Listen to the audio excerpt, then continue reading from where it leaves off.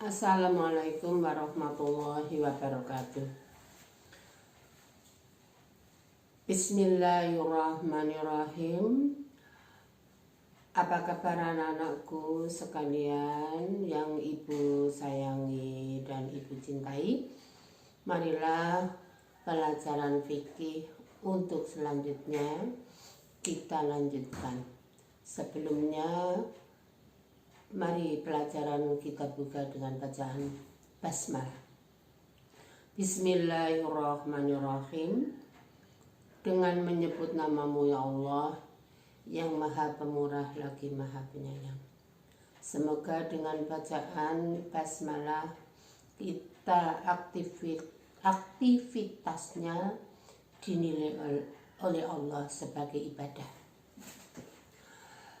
Sebelumnya ibu mau berpesan, marilah kita bersyukur pada Allah yang memberi kita kesehatan dan kesempatan tetap iman dan Islam hingga saat ini kita masih menjadi umat setia, umat Nabi Muhammad Sallallahu Alaihi Wasallam. Untuk selanjutnya, anak-anakku semua, jangan lupa kita mengerjakan sholat 5 waktu. Hanya itu, baru itu yang kita bisa melaksanakan rukun Islam yang jumlahnya 5. Kita baru bisa sholat dan puasa. Sholatlah sebelum kita disolatkan. Hitung-hitunglah amal sebelum kita dihitung oleh Allah amal perbuatan kita. Anak-anakku, bersyukur pada kedua orang tua yang telah membesarkan kita, mendidik kita sampai kita bisa sekolah. Yang selanjutnya, berdoalah semoga Allah menarik kembali COVID-19 sehingga kita bisa aktivitas sebagaimana biasa. Selalu pakai masker kalau keluar dari rumah, sering cuci tangan, dan kita ceria, senang dengan apa yang terjadi saat ini. Pasti ada hikmah di balik musibah ini. Untuk selanjutnya ibu mengulangnya. Kemarin macam-macam riba ada 4 ya. 1 ribayat, 2 riba qardi, 4 riba yadi, 4 riba nasiah. Ribayat, riba qardi, riba fadli, dan riba nasiah. Bu Guru terangkan kembali kemarin agak terburu-buru. Sekarang riba fadli, kemarin tukar menukar sesama barang yang sejenis tapi beda ukurannya. Terus riba qardi, meminjam uang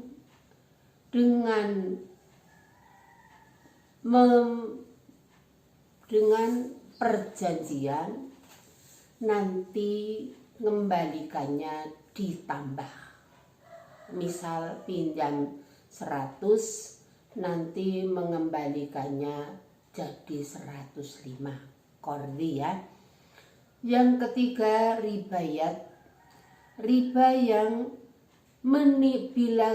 riba yang kita lakukan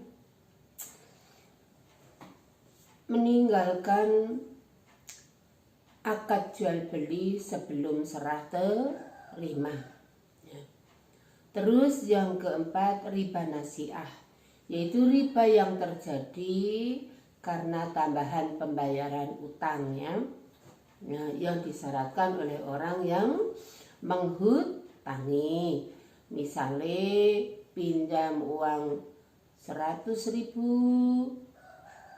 ya, dengan orang yang menghutangi harus mengembalikan 120.000, ya, dan kita menyetujui, ya. Sekarang bahaya riba. Bahaya riba 1, ya, atau A, bagi jiwa manusia. Kita lanjutkan, ya. Bahaya riba untuk materi kali ini. Bahaya riba 1, bagi jiwa manusia.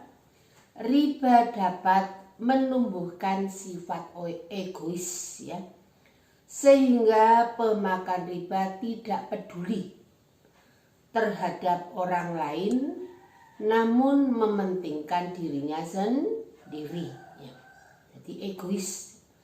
Bahaya riba bagi jiwa manusia yang kedua, ya, riba juga dapat menghilangkan perasaan cinta kebaikan, ya, dan perasaan sosial. Jadi bahaya riba yang kedua tadi menghilangkan rasa sosial. Sing penting aku, duwite tambah. Yang ketiga, bahaya riba bagi pemakan riba akan selalu haus untuk mengumpulkan harta meskipun dengan cara memeras darah orang lain. Jadi orang pemakan riba seperti orang kehausan, ingin duitnya tambah terus, duitnya tambah terus, duitnya tambah terus, ngrasake sing diutangi merasa keberatan. Sekarang bahaya riba bagi masyarakatnya. Tadi bagi jiwa manusia, sekarang bagi masyarakat. Kita hidup bermasyarakat. 1, riba dapat melahirkan permusuhan di lingkungan warga masyarakat. Ya. Jadi bisa menjadi permusuhan. Ya. Kai, utang orang bayar. Kamu suka lihat di TV itu, ya. Kalau utang tidak bisa bayar, ya orang tersebut diancam. 2, riba menghancurkan seluruh bentuk kasih sayang, persaudaraan, dan perbuatan-perbuatan baik dalam diri manusia, ya. Jadi manusia dilahirkan dalam keadaan fitrah, ya, fitrah. Kalau lihat temannya itu teman yang menderita, kita suka ternyuh, kepengin membantu. Tapi karena tadi pemakan riba jadi rapeduli. Yang ketiga, riba dapat menaburkan benih-benih hasud atau provokator, ya, dan kebencian dalam hati manusia dan menghancurkan hubungan persaudaraan. Ya, jadi riba bisa menghancurkan, ya, atau menaburkan benih-benih kebencian, ya, hasud atau provokator. Ya, provokator ya wani mbayari wong kon gawe permusuhan. Dan kebencian dalam hati manusia dalam menghancurkan hubungan persaudaraan. Ya. Dulur wonge, duit dudu sedulur. Itulah orang yang memakan riba. Terus bahaya terhadap ekonomi, ya, ekonomi. Dalam pandangan ekonomi, riba dapat membelah manusia dalam 2 tingkatan, yaitu 1, tingkatan elit elit kuwi wong kecukupan, serba kecukupan. Orang yang di tingkat elit bergelimang dalam kemewahan dan senang lewat keringat orang lain ya. Jadi sing ngutangi duit seneng mergo duitnya tambah. Urung sah utange tambahin meneh. Supaya apa? Biar tambahannya semakin banyak atau tadi ya riba. Ya, tambah ya. Terus tingkat orang miskin ya, tadi tingkat orang elit hidup bergelimang dengan harta. Orang miskin yang hidup dalam penderitaan dan kekurangan. Piye carane ngumpulke duit nggo nyarutang bunga atau tambahan. Yang tambahan tadi riba apa ya? Riba korzi ya. Yang selanjutnya ya. Yang ketiga dari pembagian tadi, pembagian elit ya, orang miskin, dari pembagian di atas kami bisa menyimpulkan ya. Jadi bahaya riba, satu di masyarakat, dua ya di jiwa manusia, yang ketiga terhadap ekonomi. Jadi ada jurang pemisah. Elit, orang yang ada di atas, orang elit, orang kaya serba kecukupan, hidup dengan bergelimang harta, memeras keringat orang lain. Yang tingkatan orang miskin ya hidup selalu berkekurangan. Bagaimana cara membayar utang dari pemakan riba. Sekarang menghindari kegiatan riba. Ya. Satu, syarat-syaratnya jual beli agar tidak menjadi riba. Satu atau A ya. Menjual sesuatu yang sejenis ada 3 syarat, yaitu satu, sama jumlah timbangannya ya dan banyaknya. Jumlah timbangan misalnya beras 1 kilo ya dengan beras 1 kilo umpamane, dan banyaknya umpamane kuwi mau ya sekilo 10 on, ora kena dikurangi. 2, dilakukan secara tunai ya, serah terima, cash, ora utang atau kredit. Yang 3, akad sebelum meninggalkan majelis ya, majelis akad kemarin ya. Jadi saling serah terima, jenenge ijab qabul ya. Dalam syarat dalam jual beli kuwi mau ya, 1, sama barangnya. 2, dilakukan sebelum berpisah ya.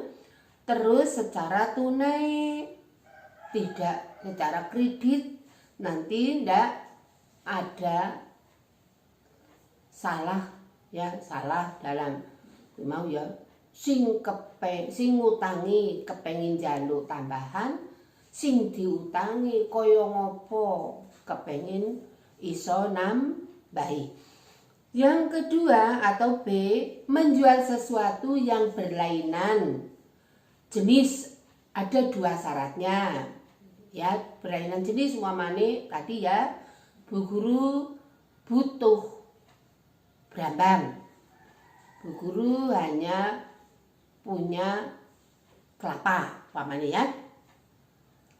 Ya, kelapa dihitung, kelapa 1 regane umpama 3.000, 2, 6 Mendapat brambang kira-kira umpama ya setengah kilo, pas dikrus dengan uang.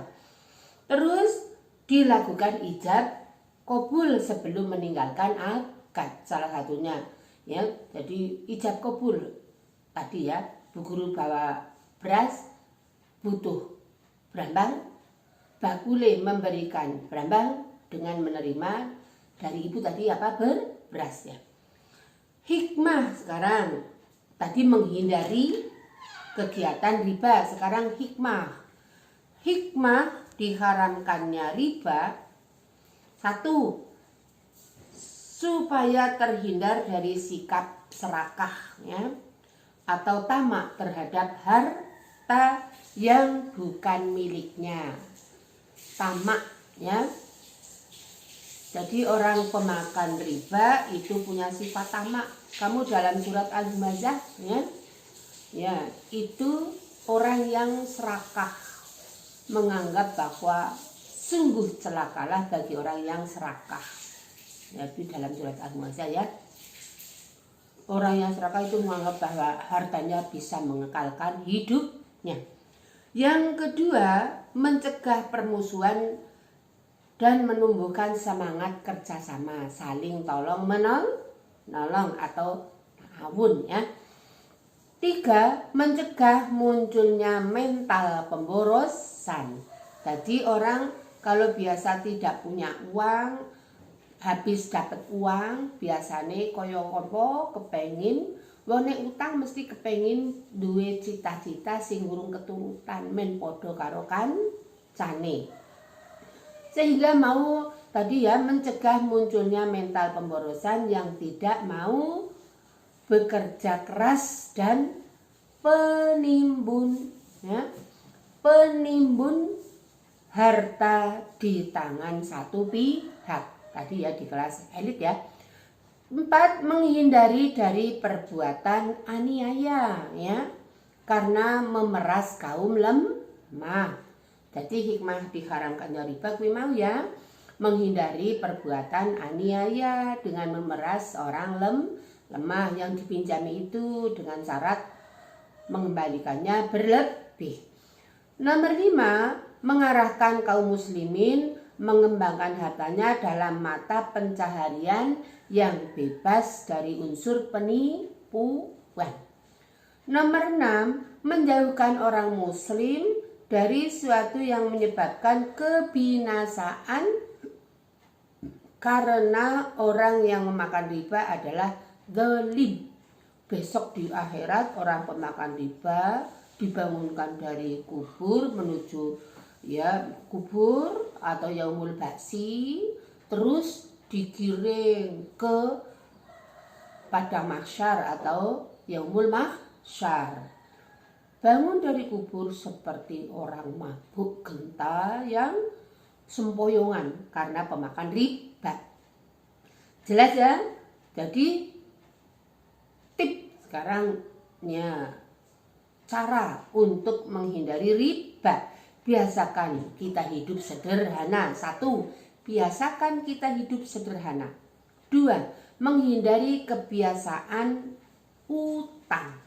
3, bekerjalah dengan sungguh-sungguh untuk mencukupi kebutuhan hidup. 4, menggunakan jasa lembaga keuangan syariah. Yang pertemuan kemarin ya, BPRS ya. Ya. BPRS ya, Badan ya, Pinjaman Rakyat Syariah ya. Jelas ya? Dari rangkuman dari atas ya, dari semuanya ya, dari jual beli kita rangkum. 1, arti jual beli secara bahasa adalah tukar menukar sesuatu dengan sesuatu. Menurut syariah sekarang, jual beli menurut syariah adalah akad tukar menukar harta dengan harta yang lain melalui tata cara yang telah ditentukan oleh hukum Islam ya. Hukum jual beli adalah halal. Apa kemarin? Wa ahallallahul bai'a wa harramar riba. Al-Baqarah 275. Ya. Terus qirat. Nah, apa qirat?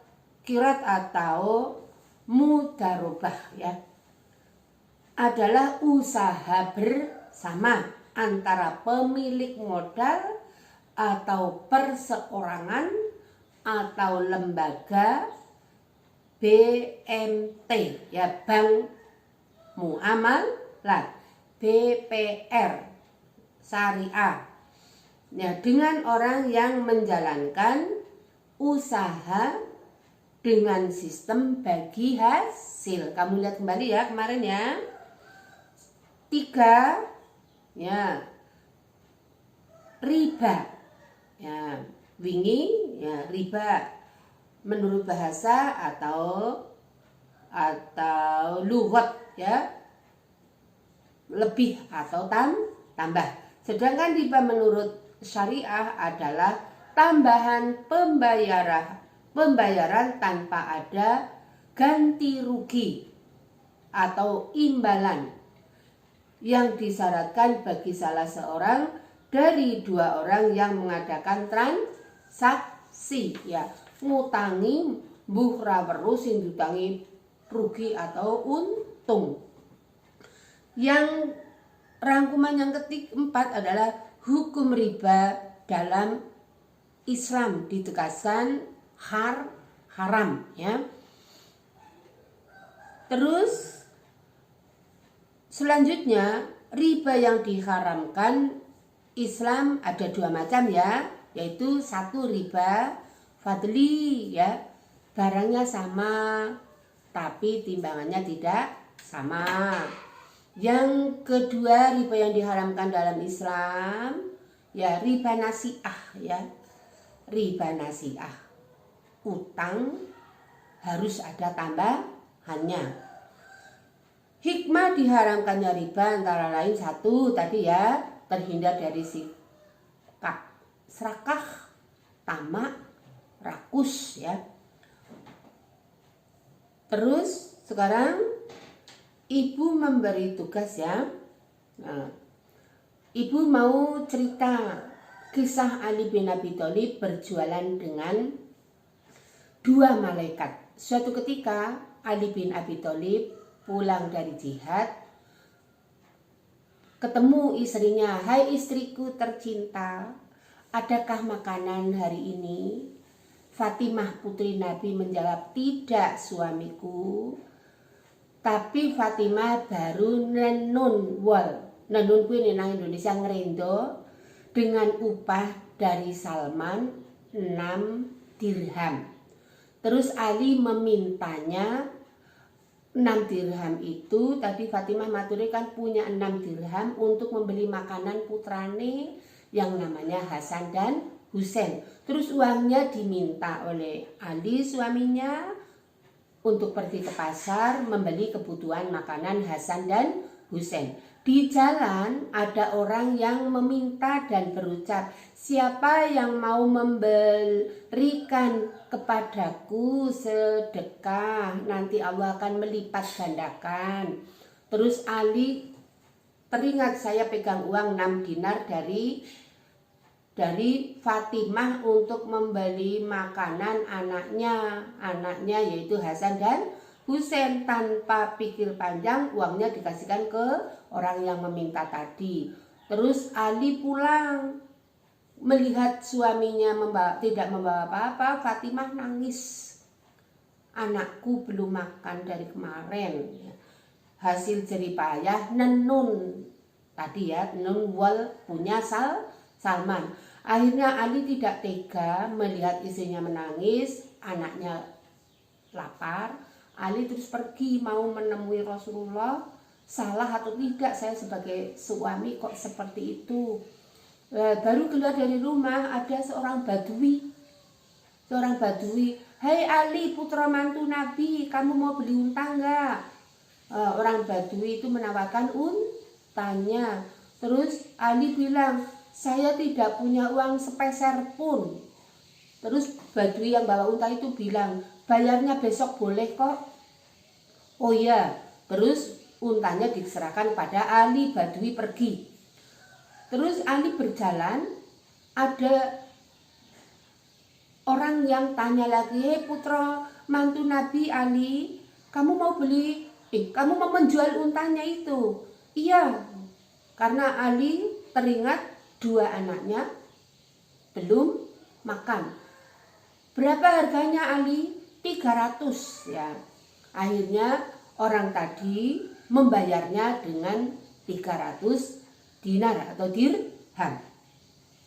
Terus Ali melanjutkan perjalanan. Yang beli unta sudah pergi, Ali melanjutkan perjalanan ke rumah Rasul. Sampai di rumah Rasul, salam, uluk salam. Rasul terus setelah jawab salam, Ali, assalamualaikum ya Rasul. Rasul menjawab waalaikumsalam. Rasul dengan menyambutnya dengan tersenyum sambil bertanya, kamu mau cerita apa? Ya, Ali menjawab, ya, Rasul, Allah dan Rasulnya lebih tahu.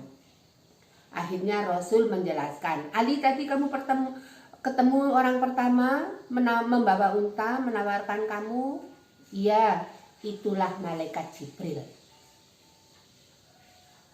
Berjalan lagi, kamu ketemu orang yang mau membeli untamu sejumlah 300, iya, itulah malaikat Israfil.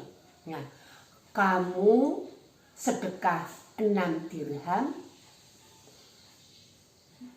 laku atau dikembalikan oleh Allah 300 dirham. Lipat berapa nak? Lipat 50. Loh, itulah kisah Ali berjualan dengan malaikat. 6 dinar dikembalikan oleh Allah langsung 300 dinar. Jadi anak-anakku, kalau kalian untuk berinfak atau bersedekah, jangan ragu-ragu, jangan takut uang jajanmu berkurang. Tapi kamu kalau infak, misalnya pergi ke masjid, karena sekarang masa Covid kamu tidak pertemuan di sekolahan yang setiap hari Jumat ada kotak infak beredar, kamu kalau pergi ke masjid ya, itu infak ya, kiranya cukup sekian aja ya. Bila ada kata-kata yang kurang jelas, japri Bu Guru. Bila ada kesalahan mohon maaf. Assalamualaikum warahmatullahi wabarakatuh.